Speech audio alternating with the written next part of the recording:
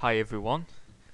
A couple of a month ago, I went down to the under 18 county championships, which was held in Eton College in Berkshire, and it was a very hot day, and it took about 4 hours on some sweaty coach, and but it was pretty good. It was a good laugh on the way there. But on the way back, as you might remember, we made a video of my round one game against Conor Murphy, and the quality was that bad. Well, we did it on the minibus, and there was all sorts of like crackling and all that. So I've decided to redo the video, and later today I will do my round two game from the same championship.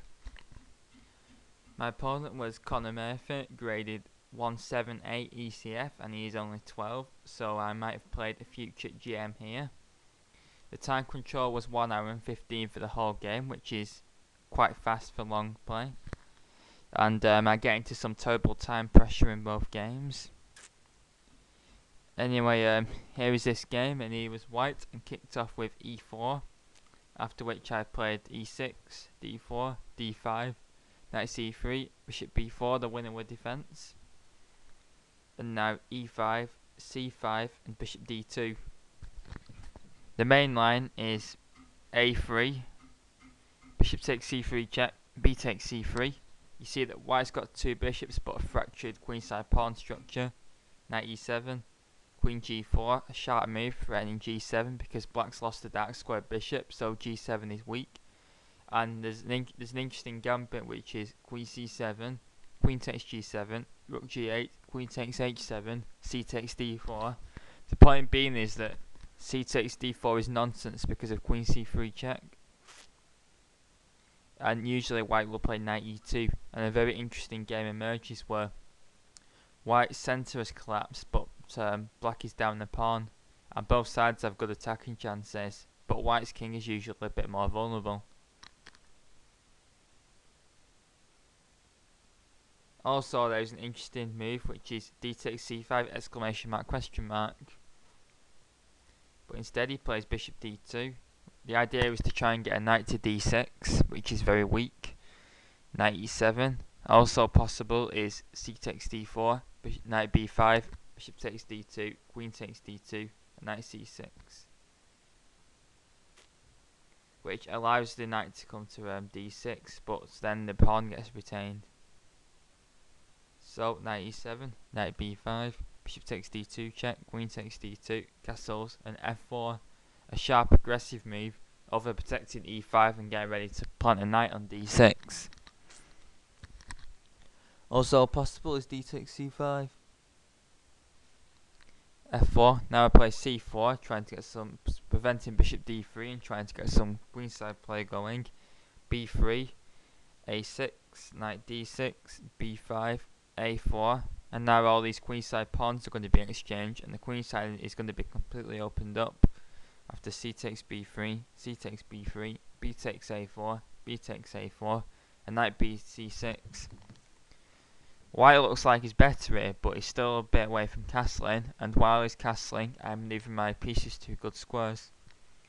Knight f3, f6. Now this is a bit dubious because e6 is going to become very weak. However, I want to try and open the game up before white can castle. Bishop e2 was played. Bishop d3 is more better. Bishop e2. Now I play a5, securing the b4 square for my knight, and preparing maybe rook b8. Castles, finally. Move 16. Knight g6. Now bishop d3. And here's some tactical fireworks start occurring. Best there probably is knight b4, attacking the bishop, so bishop takes g6, h takes g6, rook a b1, and bishop a6. And black has got a potential weak king side, but in compensation he has a bishop against a knight, and some good queenside play. Chances are about equal. I play f takes e5, and he throws in the in-between move, bishop takes g6. And here I went queen takes d6. Now I've got a chance to get rid of that horrible knight, I might as well.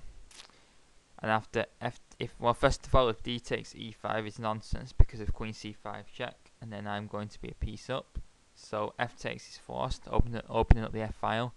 And now I make a very bad move. I play queen e7, and now we're going to see an example of the phrase lose pieces, lose games. See if you can spot a little combination for white. 5, 4, 3, 2, 1. Well, I should have played queen d7, protecting the knight, because now comes bishop takes h7 check, king takes h7, and queen c2 check, picking off the knight and c6, and white is a pawn up and has exposed my king. However, this isn't the end of the story, because white's queen's in my position, and I can move the bishop out with bishop a6 with tempo, and then hit the queen with a rook on c8, and gain some counterplay. Rook fe1, bishop d3, and now I target f3 over the course of my next few moves. Queen d6, trying to get the queens off, so queen f7 fits in with my plan. And now I was very worried here about a potential move which he could play, which looks risky, but it leads to an advantage for white. What I was worried about was knight g5. Now I have to play queen f2 check, king h1, rook a6, queen a3, bishop f5. Now my rook is hopelessly out of play, and now comes a very strong move, g4, where if bishop takes g4, then rook f1, queen takes f1, rook takes f1, rook takes f1, king g2, rook f5, and queen e2. And although I have 2 rooks for the queen, white's queen and knight are very strong here, and I am probably losing this. And white's definitely better because I'm out of place rook anyway. My pieces are very uncoordinated, and some pawn is going to drop off here, and then white will be better. He plays rook ac1, and I get worried about rook c7 and play a passive move, rook a7. Queen g6 is better, threatening rook takes f3, and after king h1, bishop e4. Now black has probably got enough compensation for a pawn now, with some strong kingside pressure. I played a chicken move, and he also played a chicken move with queen a3. Knight g5 is still very strong, and rook c6 is even stronger. After rook e7, rook ec1. Black is completely passive, tied down to e6, and white is commanding the c and b files with decisive effect. Queen a3, bishop e4. Now there is more pressure on f3. You see how I've picked a target, and now I'm constantly putting pressure on it, forcing rook f1, which is passive. And now the best move here was queen h5. Now there's even more pressure. Queen e3, rook a f7. Now there's 4 pieces on white's knight. Knight g5, rook takes f1, rook takes f1, rook takes, king takes, and I was a fork with queen d1 check. Black went a pawn back with interest. And if then white takes the bishop and then the pawn, then the queen endgame is almost certainly going to be drawn because white's king is exposed. However, I play queen g6, which allows a little combination to get the queens off, which is better for white because I've got some good pressure on white's king. Queen takes f8 check, king takes f8, and now knight h4, queen f7, rook c8 check, an important in between move. King e7, takes, and now knight f3, a very bad move. And he's trying to provoke me into playing bishop takes f3, because the idea is I've got a bishop against a knight here with pawns potential on both sides of the board, but rook and pawn endgames are very drawish, and this one is especially drawish, providing I follow up correctly. King f2 would give white some winning chances. Knight f3, and I take, g takes, and play king g6. Should have maybe played rook b7, then I've got the b file, white has the c file. Both sides have active rooks, and it is very hard to make use of white's extra pawn, because I could maybe even tie white down to a4 at some point.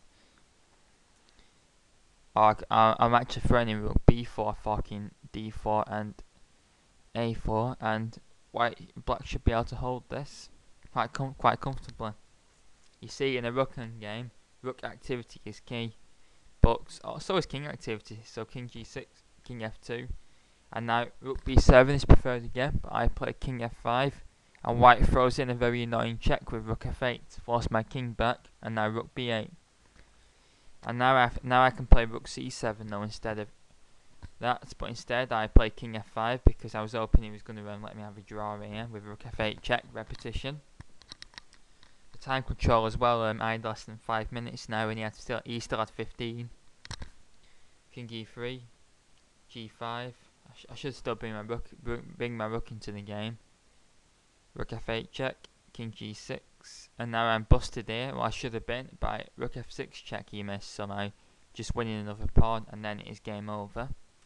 He plays rook g8 check, king f5. By the way, king f5 is the absolute worst king move on the board. I forget that you can actually get checkmated in an endgame. I should have played king h5, rook b8, king g6, rook f8, and rook a6. And now white is winning due to the activity of the rooks. I missed my chance to activate my rook, and I got punished for it.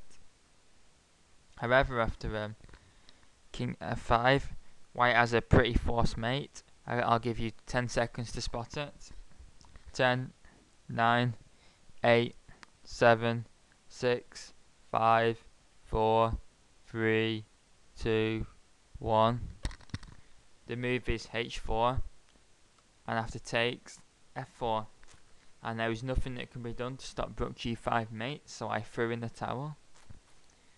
However, I should have drawn this game against a 1-7 AECF, so I was a bit disappointed.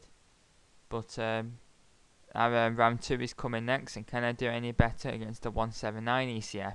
But at least I have the advantage of white, and could maybe play the Hilton system. But anyway, I hope you enjoyed this game. Please leave any comments and thoughts.